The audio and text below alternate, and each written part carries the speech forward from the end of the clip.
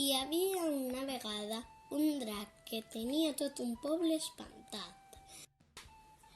Els ciutadans l'alimentaven, però ell no quedava mai saciat.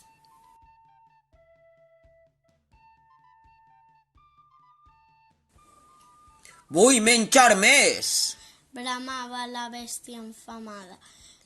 I si no me'n doneu, em cruspiré la vostra princesa estimada.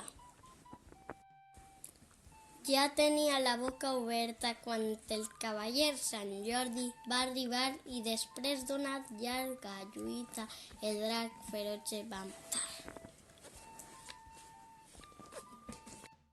El poble va aplaudir la gesta i amb contes i roses va fer una gran festa.